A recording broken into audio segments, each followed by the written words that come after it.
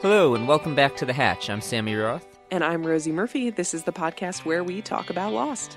We have arrived at the final episode of Season 2. It is Live Together, Die Alone. It is one of the best episodes of Lost. So much happens in this episode, and we are so excited to talk about it. And we are also very excited to share with you an interview with Sonya Walger, who played Penny and appears for the first time in this episode. And is as wonderful and pleasant in real life as she is on the show. Absolutely. So let's do it. Let's talk about Live Together, Die Alone.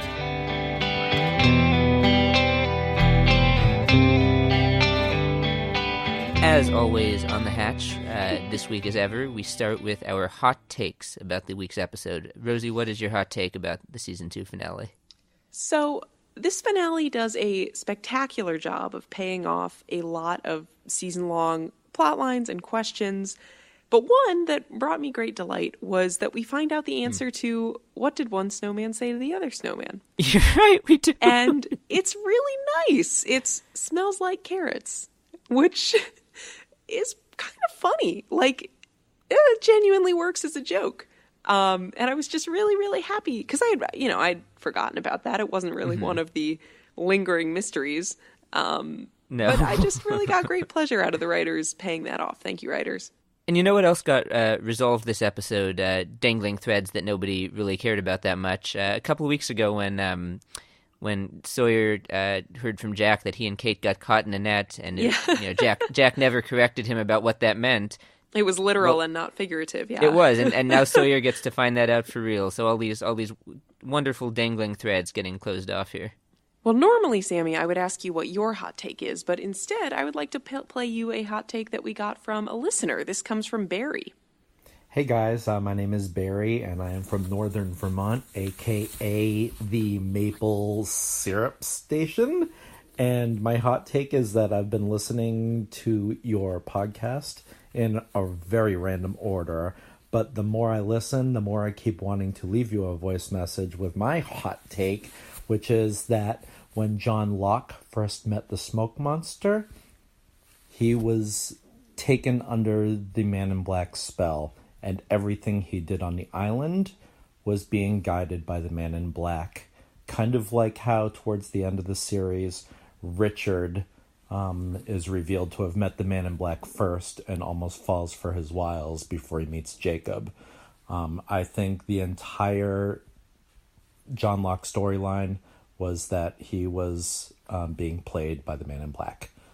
Thank you. Thank you, Barry from the Maple Syrup Station.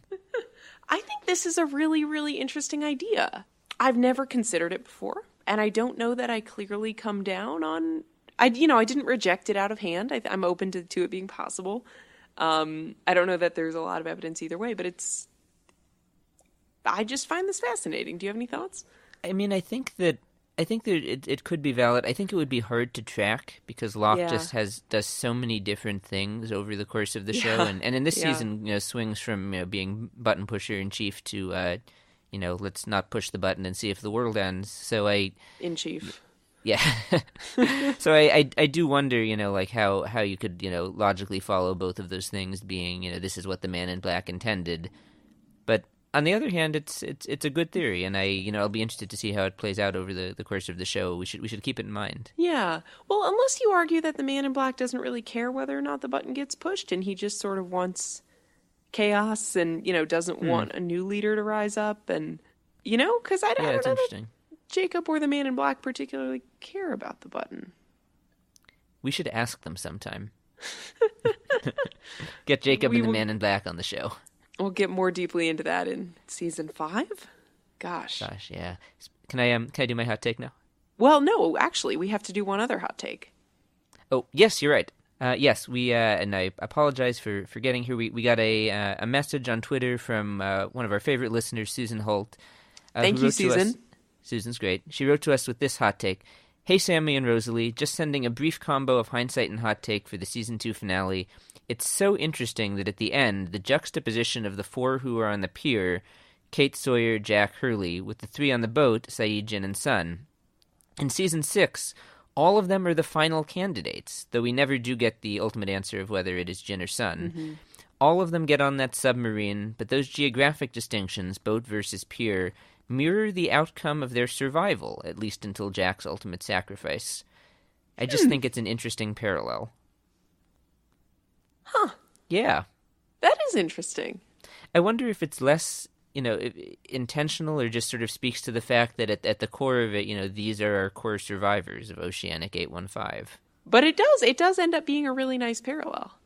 It does, and I think maybe I'd even go a step further with that and say if it's, Jack, Kate, Sawyer, and Hurley who survive the submarine, and Jin, Sun, and Saeed who do not, I mean, at the end of the day, Jack, Kate, Sawyer, and Hurley, those are probably your core four right there. Yeah. In terms of how the show views these characters. Yeah. All right, Sammy, what is your hot take? All right, I've been waiting to do this one for weeks, and I guess I forecasted it a little while back. After having watched this episode again, I am convinced the season 2 finale is the best episode of Lost. You think it's better than The Constant? I think it's better than The Constant. Okay. Well, go on. I think this is the hottest of all possible takes, right? This is the best episode of Lost. It's a bold move. I mean, to me, my two favorites have always been the season 2 and the season 5 finales. I guess I'm kind of a sucker for finales. Yeah. And I think what makes this episode so great is that it not only does it have like all of the big, wonderful, sweeping set pieces, the Desmond turning the key scene and Locke and Echo in the hatch, and Ben revealing himself on the pier as the leader, and the Penny scene at the end. All of these, like sort of landmark Lost moments that just kind of like come at you relentlessly over 2 hours. Not only does it have that, not only does it have, like big answers to, important questions, like they tell you why the plane crashed. Yeah, right. The button is real. All of these like things we've been waiting for. And it has the powerful core emotional story of Desmond and his miraculous flashbacks.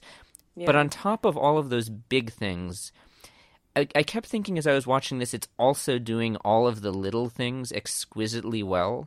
I'm thinking about stuff like, like when the hatch is imploding, and all of the stuff is rushing towards the wall. Like there's that shot where the countdown timer actually crumbles in on itself. And it's thinking like, oh shit, like, despite everything, now I know it's for real. Like it's crumbling. The clock is gone. And, you have the scene on the boat where they go out and find Desmond, and not only do they swim out and find Desmond, but like there's opera music playing, and you hear Desmond's voice before you see him, and it gives you a moment to think like, oh my god, I think I recognize that voice. Is that? And then they reprise the you moment with Jack. Yeah. All of this stuff that would already be great, even if they didn't execute it that well. And the one that really stood out to me as exemplifying of that, and I'll shut up here in a minute, but is Kelvin. Yes. The fact that the scenes with Kelvin are incredible.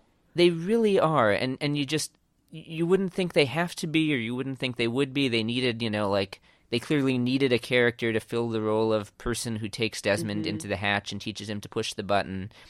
But they do so much more. They bring back this guy who taught Saeed to be a torturer, which is kind of like a great what the fuck moment in itself. And they give him this sort of like layered backstory where it's hinted he has deep regrets about what he's done, what he did in the army, teaching people to torture. And like you get that amazing moment when Desmond finds him drunk with the key, and he's singing the Iraqi national anthem. Really? Yeah. Which I, to be fair, like I didn't actually know that when I heard it, but I remembered learning that the first time I watched this and checked it out on Lostpedia. It's like, so you just have this wonderful character who, appears in a couple of scenes in a role that, like with all the other stuff going on, like you wouldn't think would matter that much. And it's a home run. Everything in this episode is a home run. And that is the end of my spiel about why this is the best episode of Lost. I'm inclined to agree with that. I mean, this episode does so many of the things that I love about Lost, which are these metaphysical questions and, the science versus faith debacles. And there are like 4 of those plot arcs happening simultaneously, right? Because there's John, having come all the way around 180 degrees from total blind faith to like total blind rejection. Yeah. And Still refusing. blind. yeah, but still blind. Because Desmond is inclined to believe him. He wants, he's open to the idea that this is all an experiment. He always kind of suspected, but he tries to disprove it to himself. Like he's looking through the logs, looking through alternative explanations, like trying It's almost like the scientific method. Yeah, and just trying to see, like, is there any other explanation? Whereas John just says, like, no, I'm committed to this new orthodoxy, which is that none of this is real. And then, God, when John just admits he was wrong as shit's flying everywhere is an incredible line. And then at the same time, you have, in parallel, Echo and Charlie. Echo, of course, who's never stopped believing, who wants to continue doing this, and who, I mean, we're led to believe is dead at the end of season 2.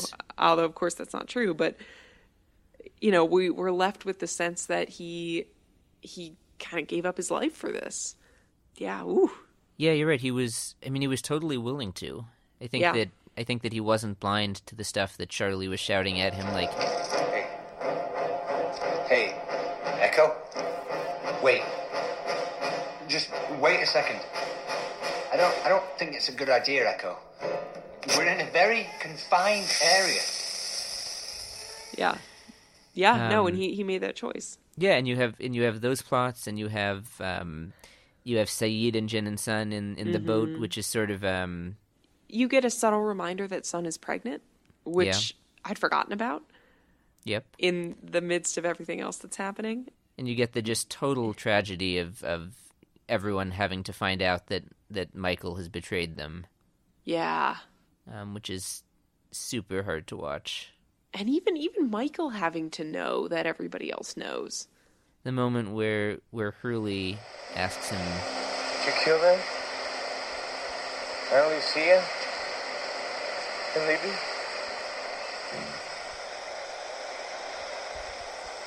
Did you?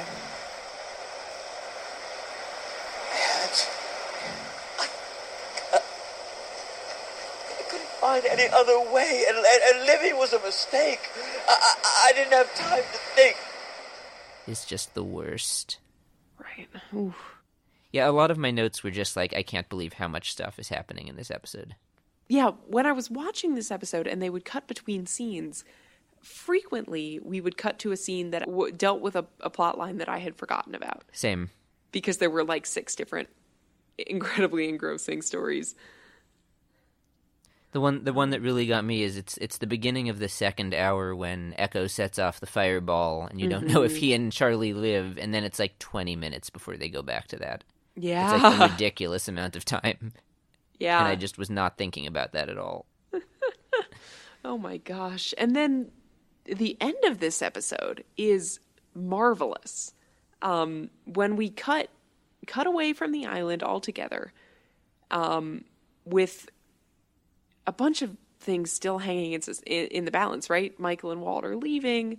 Kate and Sawyer and Jack have been kidnapped. Hurley's been sent back to warn the others. We don't know if Echo and John and Desmond are dead.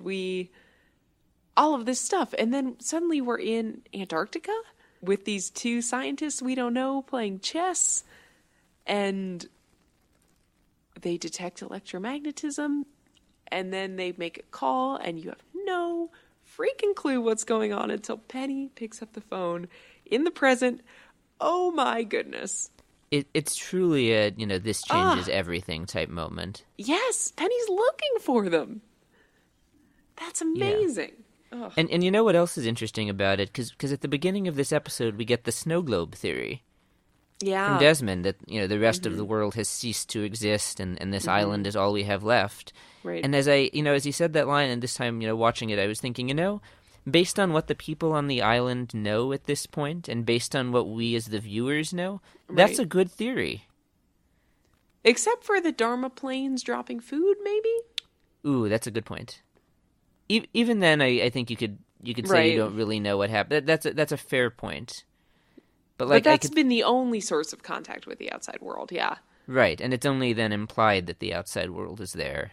Right. And then this just, I don't know, I think it's probably intentional that the episode was kind of bookended by those two ideas. Yeah, that's a good point. I hadn't thought of that. Can I tell you one of my other favorite things? You may.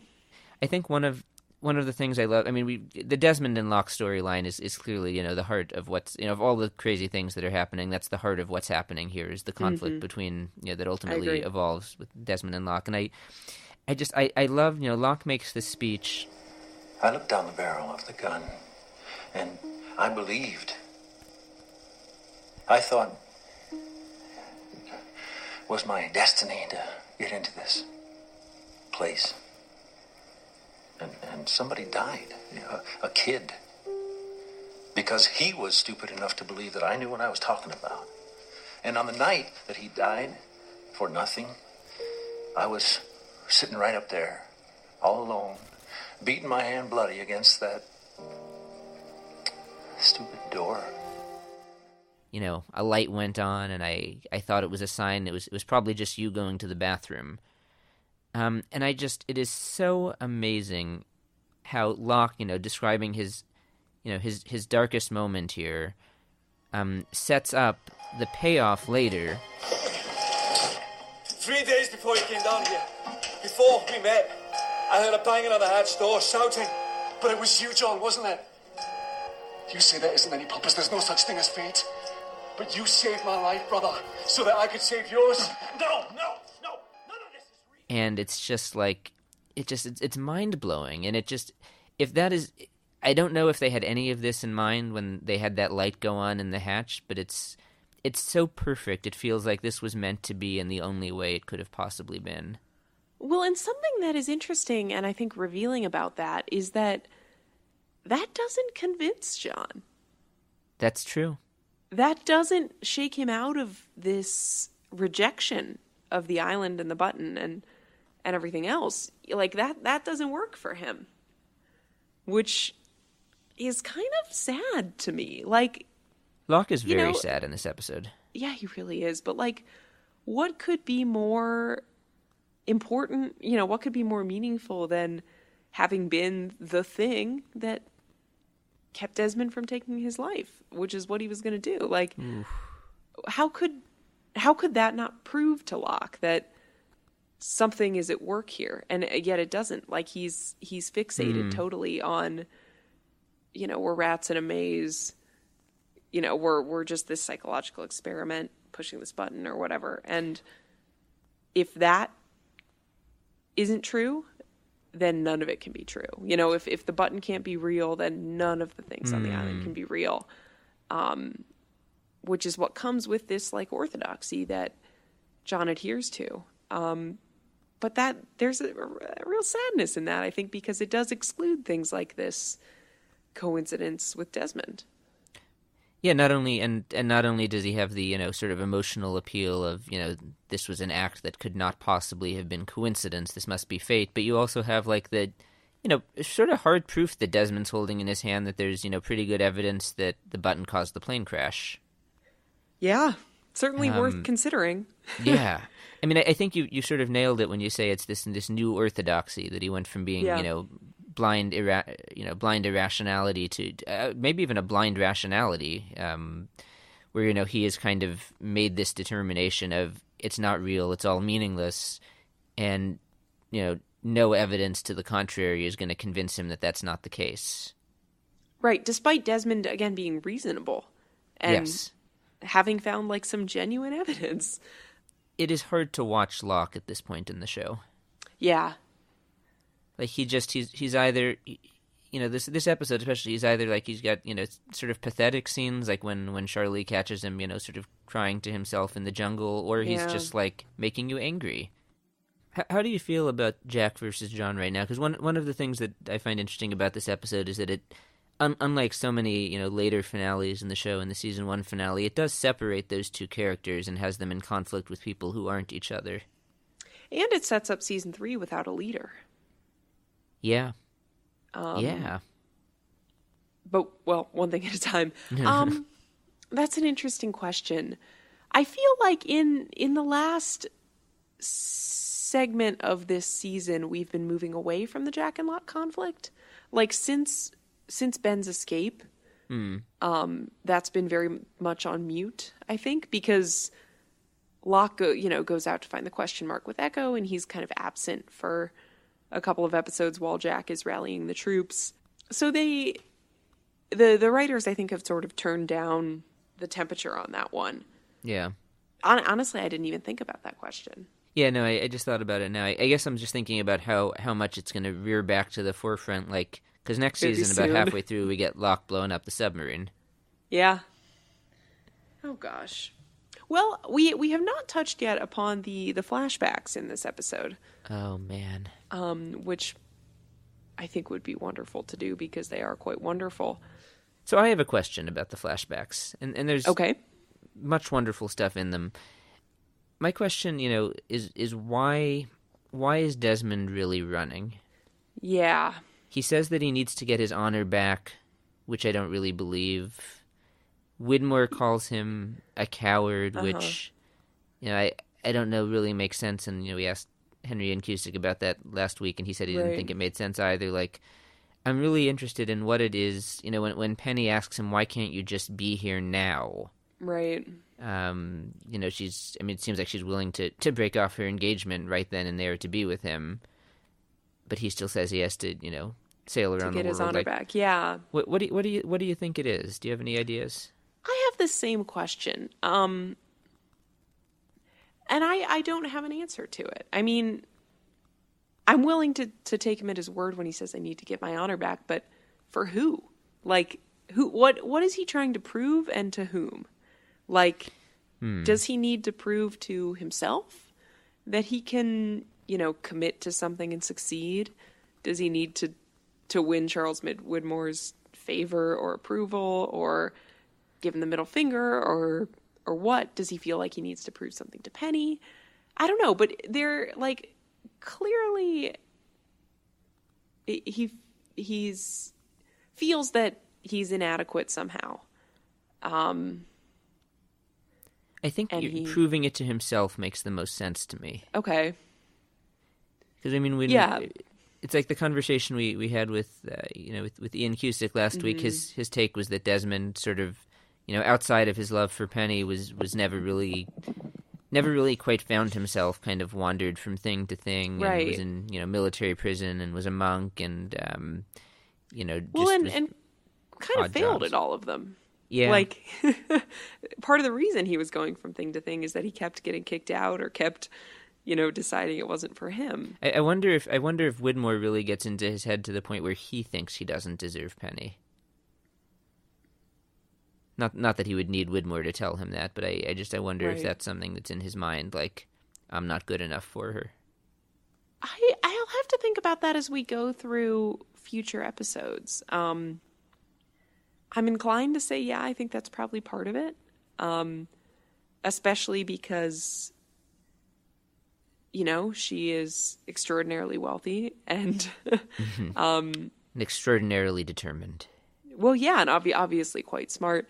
And he is just, again, kind of this kind of dopey guy who can't hold down a job, right? I mean, I know that's not who Desmond is. Obviously, right. I adore and Desmond. For the record, neither of us think Desmond is dopey. Don't rebel in our Twitter mentions. That's how he might feel that the world sees him, Yeah. Right, like who is this guy and what does he have to offer? Right. If that's the case, though, like, why does Penny continue pursuing this? I mean, I guess you could argue that she's engaged to another man, like, she thinks he never wrote to her, which, is her father's doing.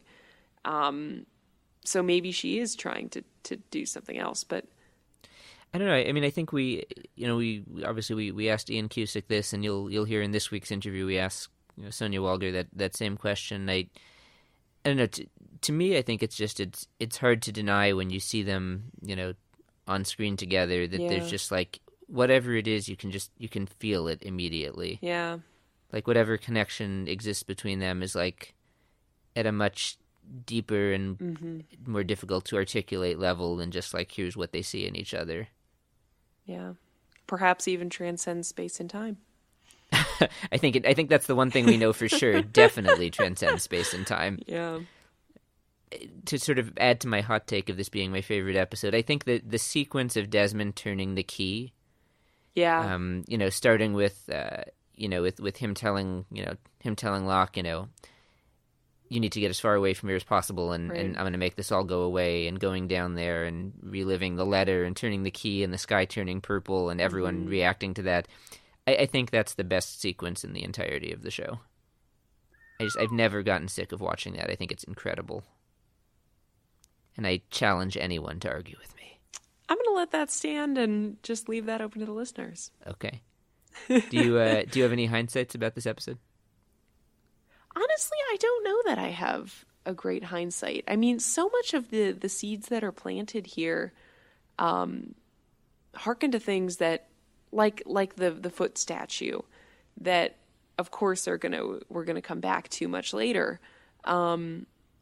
And it's fun to see those seeds getting planted, but I don't know that anything specifically resonated with me. You're right about the seeds getting planted for later, and I mean this sort of has to do with my hindsight. But when you mentioned the four-toed foot statue, that's one of many connections between this episode and the season 5 finale. Yeah, where you finally get the scene with Jacob and the Man in Blacks, sitting in the shadow of that statue, and. I don't know, I mean, and literally the season 5 finale is the incident. Right. And the season 2 finale is the inevitable consequence of the incident having happened, which is that eventually, the whole electromagnetic force gets released out again. Right. So no, I feel like there's just an interesting line of connectivity between those two episodes, and probably that's part of the reason I think of those together is, the best that the show has to offer. I think it's, related in that way. Yeah. I think what's different here is that, in terms of just enjoying the show perspective, because they're so similar, is that just there's so much possibility still ahead of us at this point. Yeah. By the time we get to season 5 finale, as great as it is, it's threads being tied together. Right. And here it's threads being loosened and, Right. They're finding that other hatch that's all covered in concrete. They're finding the stacks of Dharma reports. They're finding the four-toed statue, They're finding out that Ben is the leader. All of these things that are just opening up crazy new possibilities. Right. Soon we're going to find out that there's another island. Yeah. Oh, man. Soon we're going to find out there's another island. I'm excited for season 3. When the episode ended for me on Hulu, it immediately switched to okay, now we're playing A Tale of Two Cities, and this photo of Juliet shows up on my screen. Oh. It's I don't even know if I'm ready for Juliet. I'm so overwhelmed with what's happening now. Should we do the interview? I think we should. We should. Sammy had the chance to talk with Sonya Walger a few months ago, just as we were starting season 2. Yeah, and she actually got a chance to sit down with her in person, which was really nice. She actually was helpful in connecting us with Henry and Cusick as well. So it's no coincidence that we're having both of them on the show in succession here. If you haven't heard last week's episode, go back and listen to Ian. Great. Well, let's play it right now. So I'm here with Sonya Walger, who of course played Penelope Widmore on Lost. Sonya, thanks very much for being with us on The Hatch. We really appreciate it. You're welcome. Thanks for having me. So normally I start by asking people, how did you get involved with Lost? But I read you were originally offered the role of Kate? No, I was never offered the role. That's not true. That's a gross exaggeration that I was offered the role. Okay. I auditioned for the role, and I think it was Evangeline and me and maybe someone else who was going to test for it. Mm-hmm. And in the end, I didn't. I chose not to test for the role. Okay. But I was I put it this way: I was on the radar of Damon and JJ and Carlton and things because of that. And so when they came to me and offered me the role of Penny a year later, because they'd made the pilot and then they'd made season 1 by then, I arrive. I think Penny shows up in the final episode of season 1. Season 2, final episode. Season 2. There we go. So yes, I'd long forgotten about it, and I'd done a bunch of other jobs since then. But it wasn't a complete surprise to be asked to come and do Penny, because I'd been in the running for for the role of Kate. But no, it was Evie's role. It was not. Well, I'll have to correct the Lostpedia article on you after. Yes, please do. I hate that. It's totally wrong, and it's a complete distortion of anything. Why did you not want to test her, Kate? I think there were a few reasons at the time. I thought the pilot was brilliant. It was so brilliant that I knew it would go. I knew it would be a hit show. I just moved to LA at the time, and Where from London, and I think I just felt sort of panicked about the idea of moving to Hawaii and making this enormous commitment to something that would clearly, JJ had already done Felicity and he'd already done Alias, so there was a huge pedigree there. This was likely to be a huge hit show. And not in my innocence, I think I did it very consciously. I think I felt like I'm not ready. I've just made this huge seismic move to LA and settled down and put down roots and made friends. To now up and move to Hawaii, probably for 5 to 6 years, felt more than I was willing to take on. I see. I think it's interesting that you foresaw that it would be such a big hit, because usually what people who were involved with Lost at the beginning say is, oh, we had no idea what was going to happen or how it would do, and we thought it would be a big flop. Well, maybe the people behind the scenes did. Maybe I have probably the writers thought, we've created this amazing premise, I don't know how we're going to deliver on it. And I'm sure the execs thought, you've made the most expensive pilot ever made, Yes. how are you going to keep making this? I, simply as an actor and as a consumer of television, and not even a particularly avid one, but a good pilot when you read one, and the pilot was extraordinary. Did you follow the show at all after that, before you got cast? No, I didn't, because as I say, I'm not a particularly avid consumer of TV. Right. At the time, I was... time of Lost. Yeah, I was single and I had a cute little apartment, and my TV sat there like adornment. I didn't even know how to plug it in. Coming from England, where we only have 4 channels, most people, have a remote with numbers 1, 2, 3, and 4 on it, and that's it. And I remember just being utterly bewildered by 500 channels. I just didn't know where to start, so I thought it was easier just not to turn it on. And I'm a huge reader, so it was always about books for me. Right, and you were just telling me you do a book podcast as well, right? I do a podcast called Bookish with Sonya Walger, where I interview interesting people about the 5 books that have shaped them most. And in fact, last season I just did Damon. So cool. Listeners, Lost people will enjoy listening to Damon talk about his 5 most formative books. Listeners to The Hatch, please consider that a plug. You should listen to Sonia's podcast. It's valuable as well. So you get cast as Penny.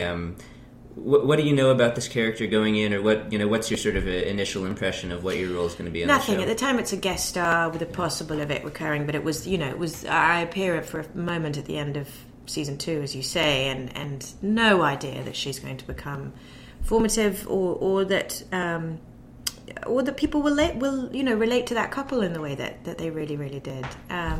So I didn't know much. I took my cues, as I say, I'm a literary girl, so I took my cues from her name. I figured that Penelope and Odysseus, the long-suffering, waiting wife, was probably something to sort of draw on as an inspiration for her. In a way, not having really avidly followed the show helped, because Penny knows nothing about what's going on, nothing about tears in the space-time continuum and anything. It's a very pure, very simple love story, and star-crossed lovers. That's something that everyone knows about. Is aching heart. So that was what I went with. Well, I thought it was interesting going back and reviewing some of your scenes, not just from the finale of season 2, but over the next couple of seasons. I mean, it is such a story that really stands out to Lost fans, and that is people really resonated with. But I just found it interesting. It's something that just sort of pops in from time to time. Mm-hmm. Like, I think you're in about a dozen episodes of the show, and in a lot of those, 1 or 2 scenes at most. Why? I mean, do you think there was anything in particular about the story of Desmond and Penny, or anything that you and Henry and Cusick brought to those roles that really made it such a beloved story in the way that it was? I don't know. I've been asked this before. I really don't know. I know that Ian and I got on really well, and it was a pleasure doing my scenes with him. We've done a little short movie since then. I'm really fond of him. I think me dropping into Hawaii every now and then was a little taste of England for him, because he and his family were living there. And, I see. Kind of remote. I felt like I would sort of parachute in with news from the outside world.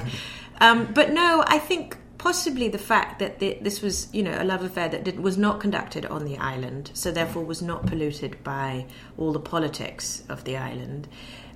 Yes, there's my evil dad, but it was really just a very straightforward, given the parameters of the show, but a very straightforward love story. And I think we all love a good love story, and I think it was something to cling to in the wreckage of a really complicated show. I think there was something sort of pure and simple about that. And then when we got The Constant, which was that sort of wonderful episode where we really got to go deep, I think Ian and I were so hungry for the opportunity to actually, dig into those characters. It was just a great opportunity. Do you feel like you got to know Penny pretty well, or is there a lot more that you would want to know about her? I think I got to know her pretty well. Yeah. I mean, yeah. I'm not that interested in who Penny was as a mum or who Penny was as a daughter. Or, I mean, I guess so, but I felt like the core of what they were was in relation to one another, and I feel like we really got to explore that. Well, one of the things that jumped out at me right away about Penny, and just, I went back and I watched those first scenes you did in season 2. One of your first lines is the line about, with enough time and money, you can find anyone. And then, you have the letter to Desmond at the end of season 2, all you really need to survive is one person. And, it's like there's such a strong determination coming out of Penny right away, and it's just really kind of impressive. I know, she's a single-minded lady, definitely. It was fun. I mean, I think Lost was very good at writing extremely empowered, intelligent, defiant women. I think it was, that's a very much a hallmark of that show, and with actors to match. So I wasn't surprised that Penny was no wallflower, put it that way. Yeah.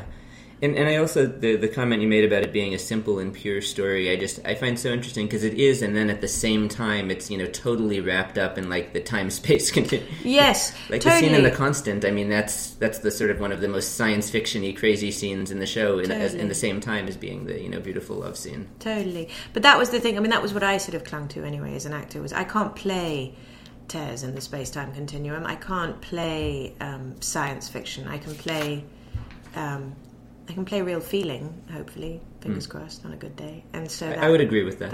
But that I can do. So that was what I dug into. I mean, and just, I'm also curious whether, especially going into the show that was like this, hit phenomenon, at the end of the second season, whether you felt any kind of pressure with that. And I just ask that because, to me, it was always very interesting that they, got to this sort of climactic point of the show of, the end of season 2, and sort of, very suddenly hinged the entire emotional story of that episode on Desmond and Penny, which were, Penny was a new character at that point, and I just thought that was an interesting choice for them to make. I think it is. I think they were full of brave, interesting choices, and full of great, unexpected moves. In terms of being daunted, no, I wasn't.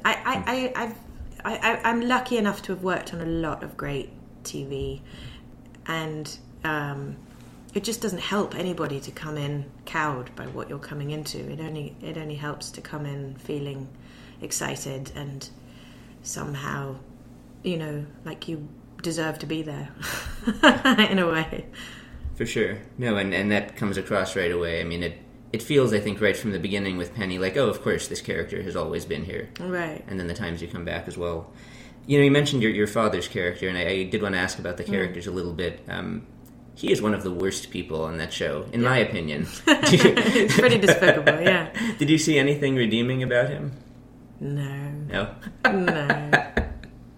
Well, that's an honest answer. Yeah. And one of the things that I, with Charles Widmore and with Penny, as they related to Desmond, that I found interesting was the idea of Desmond being a coward, sort of as a recurring thing. And that's something that your character says to Desmond, several times, which is understandable, I think, because he keeps running away from her. But I guess I'm curious, what you make of what it is that Penny sees in Desmond and why she keeps, sort of determinedly going back and finding him when he does, frankly, keep sort of running away. Yeah, I don't really know what the answer to that is. I've always, again, there's something about the purity. There's something about the purity of heart, the monkishness. There's a purity about him. Oh, yeah, he was a monk. I'd forgotten that. Yeah. I think there's something about that. I don't know why that is, but purity is a word I come back to often with this couple. Yeah.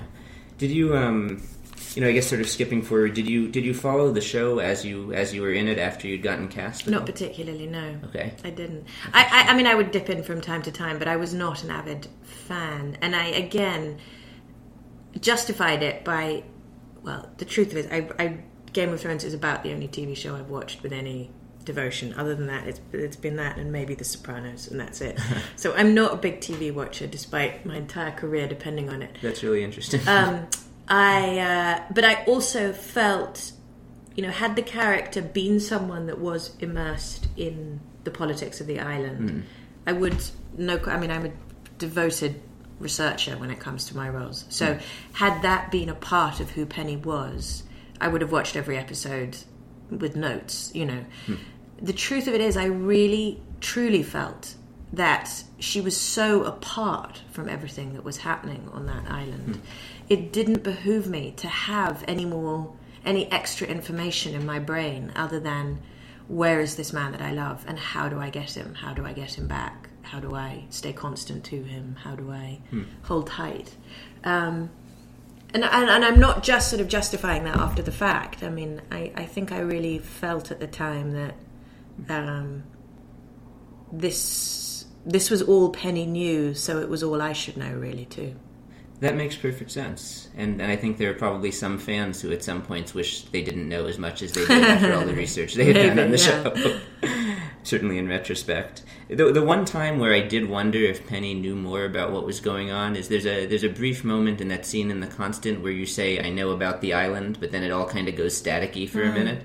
But that was never anything you needed, I guess. Because, yeah. What was it like to be able to be involved in the finale? That scene at the church in the end. It was wonderful. I felt a tremendous honor and a real privilege to be part of that. It really did. It was not, that was an enormous cast, and not everyone was there, and it felt very special, and I felt it pointed to the significance of this couple, that they were in that chapel, and it was very moving. It was very lovely. I'd flown in and out for years to Hawaii to come to do this, and had done an HBO show in the meantime, a play on Broadway in the meantime, a movie in the meantime. Like I had a whole other career going while I was doing this little guest star on Lost, and to actually get the chance to go and do the final flight, stay in the hotel for the last time, say goodbye to the crew particularly, because the cast, for obvious reasons, I didn't really know. I mean, I never did. I had, one scene where I rescued them on the boat, but other than that, my scenes were all with Ian, so I just didn't know that cast. So a lot of them I was meeting almost for the first time in that chapel. What an interesting irony that is. It really was, but there was a lovely sense of camaraderie and a lovely sense of, wow, we've all been part of something that is sort of historical for TV. It was a landmark moment, Lost. It was. Do you? Do people still ask you about Lost all the time? Everywhere, all the time, no matter where I am. I remember my husband and I I'm half Argentine, and I've gone to Argentina my whole life, but my husband had never been, so we went a few years back, pre-kid, so it must be 5 or 6 years ago. And we went way down south, beyond Patagonia, to the sort of southernmost tip of Argentina, which is where it almost becomes Chile. Wow. And it's beyond Patagonia. Yeah, and it's sort of glaciers, and it's beautiful, absolutely beautiful. But as a result, you are wrapped up in sweaters, gloves, masks. You're completely covered up. Unrecognizable. To my mother, I would have thought, except that someone walked up to me in the depths and went, "Hola, Penny." And I was like, holy shit, sorry. Holy moly. We have an explicit, it's okay. Okay. Even here, I am known as Penny. But Fabulous. It's great, and it's amazing. It's amazing. Fabulous. I mean, I'm biased because I'm a huge Lost fan, but I got to think that this is probably unlike other, too many other roles you had, right? Yes, and I think that's the irony, and I think that's what I sort of fought for a few years, was feeling like, but I have all this huge body of work. Why do you all know me for a 12-episode or 14-episode arc as a guest star that I did? Like, I've done, HBO shows, I've done Showtime shows, I've done a very long IMDb NBC, profile. ABC, like... I've been, the lead on things. How is it? And then at the end, and not in the end, really not that. A few years ago, I was just like, I'm so grateful and honoured and touched that this role struck such a chord with people. It's a real privilege to be in people's emotional memory in this way. That's awesome. I mean, and certainly that's the case for me and my co-host, which is why we were so excited that you wanted to talk to us. Well, I'm delighted to. As I say, I host my own podcast, and I know how hard it is to get guests and get guests excited about coming on. So of course, if you ask me to a podcast, I will come and do it. Well, thank you. Speaking one more thing about the finale. Did you watch the finale of Lost? I did watch the finale. You did? Okay, everyone watched the finale. What did yeah. you think of the finale? I thought it was wonderful, but then I didn't have loose threads hanging like everyone else did. So I enjoyed it. I found it enormously satisfying and suitably emotional, and I enjoyed it. What are you working on now? Right now, I've just finished Get Shorty, which is my husband's show. My husband created. Cool. It's for Epics. It's the sort of imagined TV version of it, like what they've done with Fargo. It's a similar thing of taking the John Travolta movie from the 80s and turning it into this fantastic gangsters making movies in Hollywood. Chris O'Dowd plays the lead, and Ray Romano plays the other lead, and it's really, really fun. And Davey wrote me a great role, so I just did 5 episodes in that. I start an indie tomorrow. Tomorrow's Monday, yeah. I start an indie tomorrow called Anderson Falls that shoots here in LA, and then I don't know. No idea what's next. But I guess that's the life of a working actor. Yes, afraid so. Usually that's the last thing I ask people, but I'll ask you one more. If you started flashing through time tomorrow, what would your constant be? Torn between my husband and my children. Well, those are good options. You said you have two little kids? I do, 5 and 3. Okay. I think they would probably be my constants. Yeah. Okay. Yeah. Well, I wouldn't want to make you choose them over your husband. But... No, I wouldn't either. I'll take all 3 if I may. Yeah. Sonia, thanks very much for talking to us. Thank you so much. Great. Thanks for having me. It's so interesting to me, the idea that, just as Penny was removed from the island and only very briefly saw the island and didn't really interact with the society there, Sonya also was removed from Hawaii and didn't really even keep up with what was happening on the island, and that honored Penny's character. That's really cool to me. I think we hear a lot of echoes here of what Ian Cusick told us last week about what made Penny and Desmond's relationship so special, and that notion of purity. And just like this very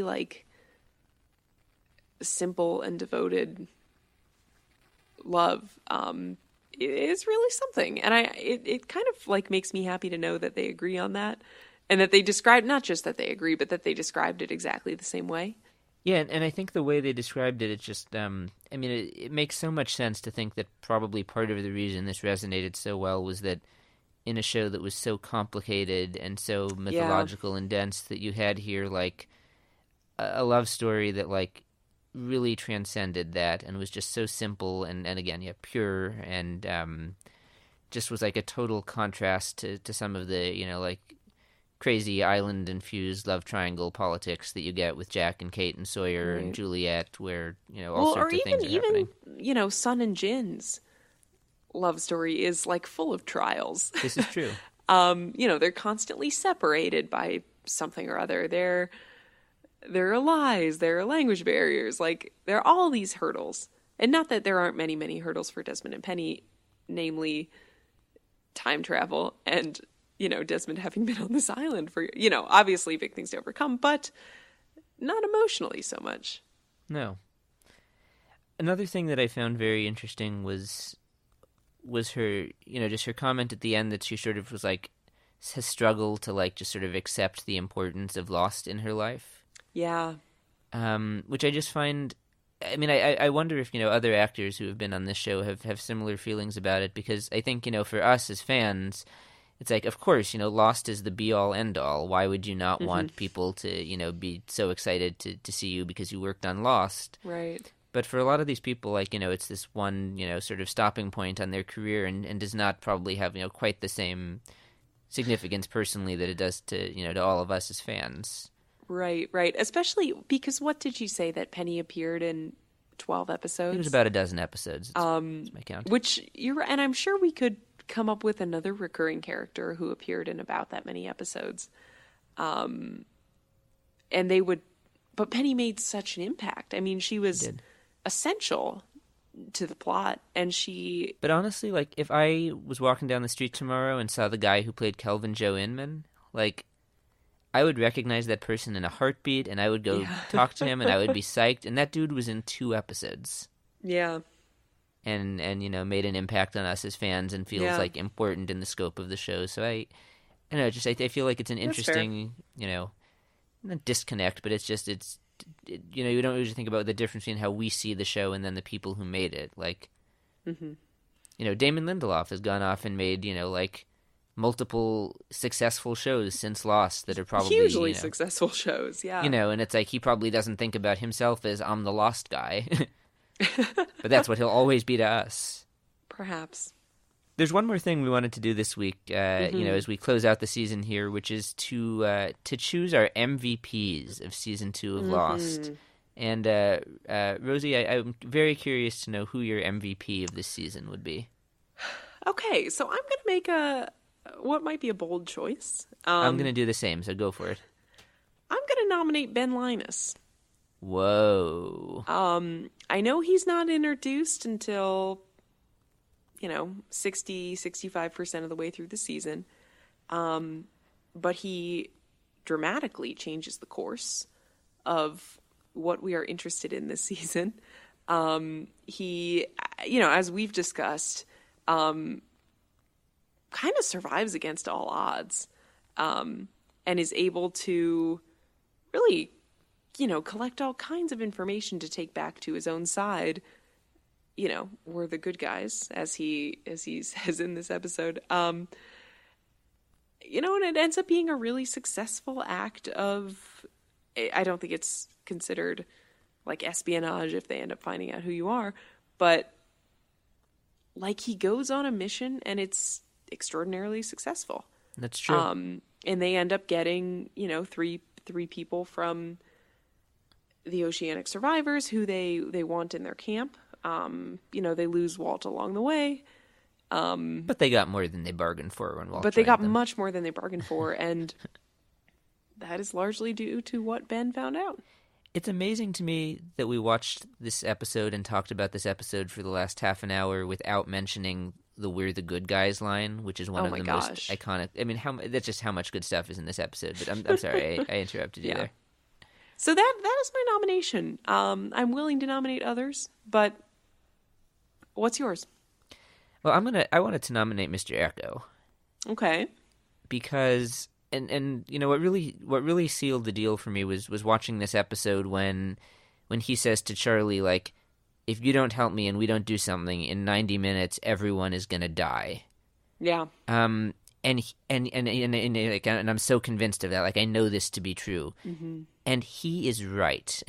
Yeah, he is. Like, when push came to shove in the most, critical moment of, human existence here on this island, like, Echo knew what was up and knew that he had to do something about it. Mm-hmm. And it just made me think that, looking back over the season, we sort of had, like some rudderless leadership. Right. And so when you take all of that, then you just think Echo has been such a steadying presence. He was willing to, sort of calm down Ana Lucia when she was, wanted to leave Sawyer behind, and he carries Sawyer to safety. Mm-hmm. He went and brought Michael back to rejoin the group when Michael tried to ditch the tailies at the beginning. Like, and then he comes to the beach camp, he's building his church, and he's, telling sort of sage anecdotes about the Bible to people, which is fun. I just think that he does a sort of doesn't get enough credit for really holding things Yeah. together. Yeah, Echo is always cares about the right things and doesn't care about the unimportant things. Ooh, that's so good. That's so right. And for us as viewers, like, he's a pretty good barometer of what we need to care about, or what we should be focused on in terms of the long arc of the show. And within sort of island society, I think he's a good indicator of what's the problem of the day and what's the real problem. Yeah. Well, and during the time when he's building his church, it seems like he's just uninvolved and, kind of removed himself from island politics. But that's kind of his way of saying this is all unimportant. Right, this is bullshit, and when something important happens, I'll come back, which he does when he finds out about... Right away. Oh, man. We've got so much good stuff ahead of us. Mm-hmm. We will be back. We will be returning with Season 3 of the podcast later this year at a date to be determined. Yes, in the meantime, we are going to be interviewing folks, getting things ready for Season 3, putting as many pieces in place as we can to bring y'all another great season. And thank you so much for being here with us and for listening through the first 2 seasons of the show, especially for those of you who have been with us from the beginning. Like, we enjoy talking about Lost, like, clearly, but we wouldn't just be sitting here recording into an empty room. Like, what makes it worthwhile is that you're out there listening and interacting with us. Yes, and please continue to do so. You can always find us on Facebook at facebook.com/thehedgepodcast. We are also on Twitter at The Hedge Podcast. We really enjoy it when y'all come and share your thoughts and send us your hot takes and send us your ideas. We have a blast talking about those. Yeah, fill our voicemail inbox this off season with with some early hot takes on Season 3, so we have them ready to go. That's 9546 Dharma is the number. 9546 Dharma. It's +1 at the beginning. It's an American number. That doesn't work for you, you can also send us a voice message through Facebook, which gets to us as well. As always, our theme music is by Andy Cohen, and our cover art is by Danny Roth. And one more thing, thanks to all the folks from the show who have joined us for interviews this year. We appreciate you immensely. Yeah, it's been an absolute pleasure and an honor, frankly, to talk to so many people who worked on something so great. We'll see you all next season. Namaste.